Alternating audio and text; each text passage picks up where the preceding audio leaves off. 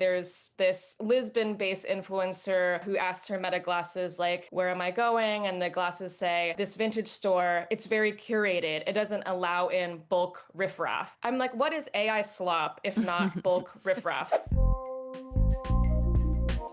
Have you noticed more celebrities like Kylie Jenner are wearing those AI glasses? Or that tech company Palantir is selling fashion wear now? Well, critics have a name for that. It's called surveillance chic, and it's causing some outrage. I'm Amil Niazi, sitting in for Elamin Abdelmahmoud. This is Commotion.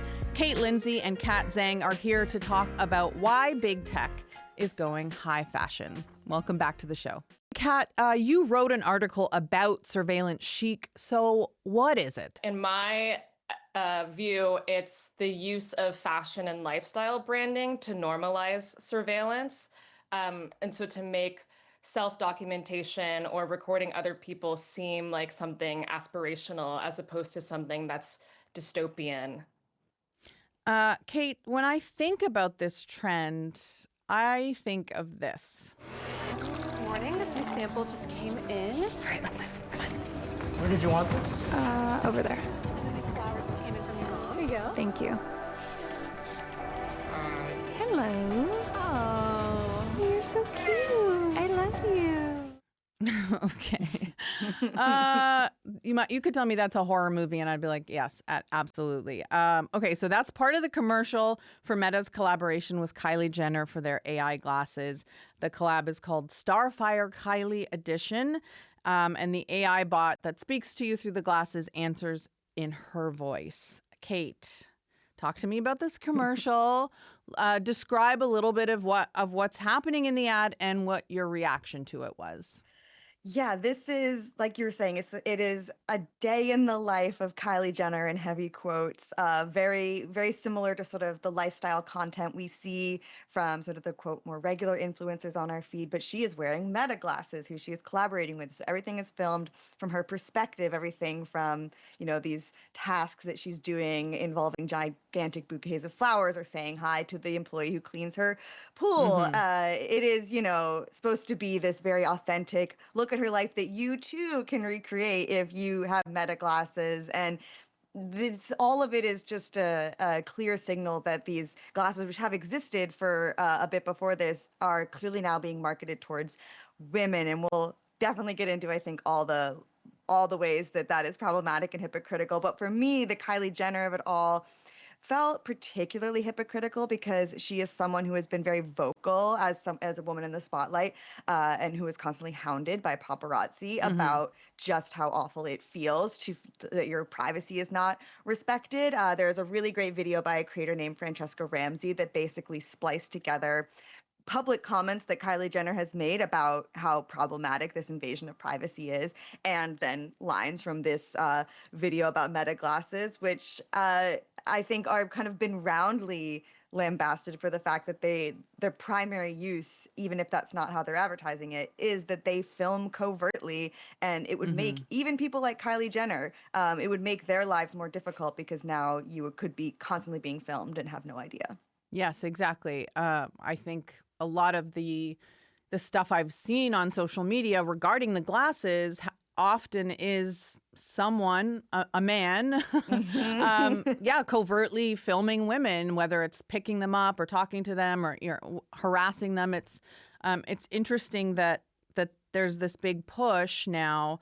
I think Reese Witherspoon in the kitchen, being like, hey, ladies, I'm calling you in. You got to learn about AI or you're missing out. And then this, Kat, it really feels like women are suddenly being targeted by these companies, and they're really looking to have us hop on board with this tech.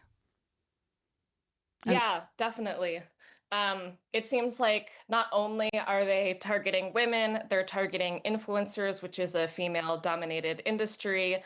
And it just makes a lot of sense that Kylie would be involved in this campaign because as a reality TV star and as an OG social media influencer, she's someone who really popularized self-capture and made a huge fortune off of it. Now you can't make as much money as she did, but there's still this kind of aspiration of being able to profit off of recording yourself and being attractive and things like that. And yeah, I think the reason that it's marketed towards women is both that women are pretty skeptical of the tech. And so the idea is like, if you get the people who are most likely to be victimized by the tech to be their public face, then you're like curbing criticism. But also, like, women are an easy way to humanize technology. And so that's why we see with, smart devices that the robots have female voices. In the movie Her, Scarlett Johansson is voicing it. Open AI tried to get a voice actor who sounds a lot like Scarlett Johansson to voice their products. So there are a lot of layers here. And what's your reaction to sort of like influencers specifically marketing these, Kat? One, I just think, it's astounding how willing they are to sell out for a check. But also what's been striking is that a lot of influencers, it seems like they're actually not getting that much money to advertise these things. And part of the reason that they're in it is just to have something to talk about, to be up on the curve. And so that's also kind of disheartening and funny. It's just like they need another posting opportunity. What I've noticed is, in that Kylie ad, she's reading handwritten letters. In another Meta Glasses ad, there's this Lisbon-based influencer who asks her Meta Glasses, like, where am I going? And the glasses say, this vintage store, it's very curated. It doesn't allow in bulk riffraff. I'm like, what is AI slop if not bulk riffraff?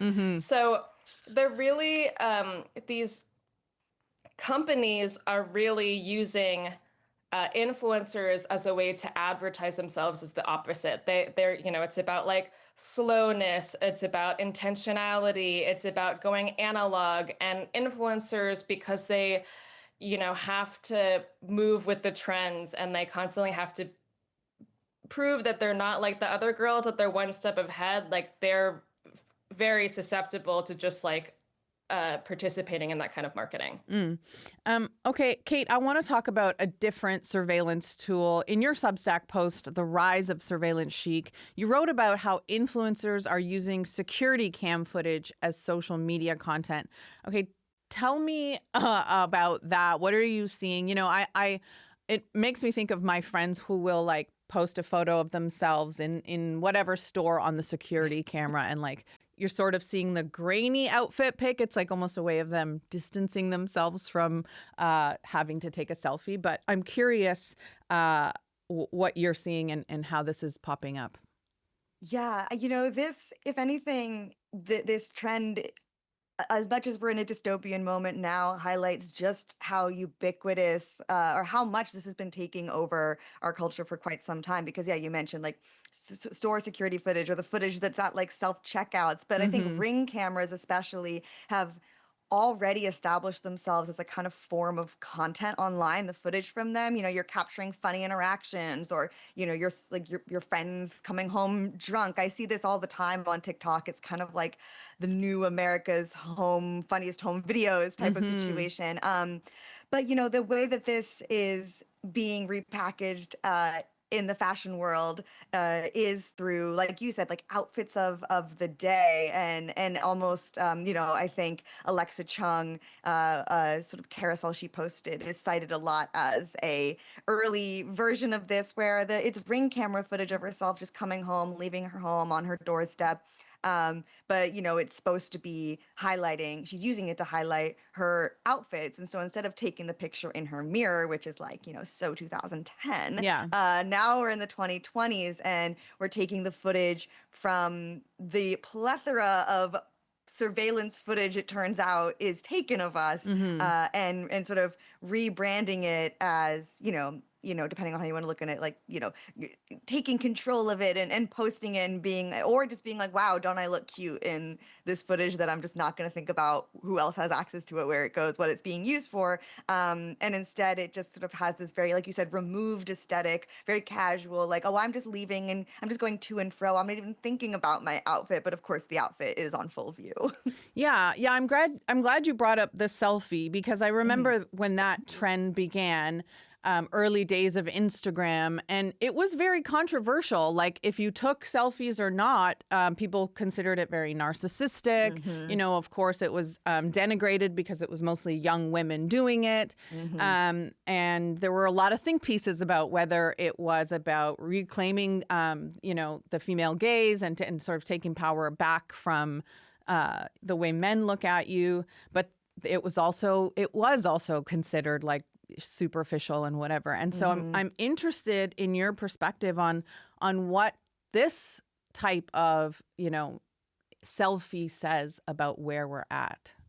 Yeah, you could really track sort of like culturally our relationship to like image through the trends in, you know, Instagram photography. Because like you said, like selfie is very like not only do you see the camera, you see the person taking the picture, which is you, but it had this tinge of like self-absorption. And so that kind of gave way to, I just sort of noticed, and I don't notice this as like a creator myself. I notice this just as a regular person that even I am like, oh, now that's not cool. And instead of for the past maybe 5 or so years, someone else needs to be taking the photo of me. So there's like the Instagram boyfriend, Yeah. or just like the friend that you wrangle into like, you know, taking a bunch of pictures of you because you're like, I don't like that one, I don't like that one. And now this just seems to be at an even further remove where it's like sort of quote unquote no one's taking the picture. It's just out in the ether. You didn't ask for this.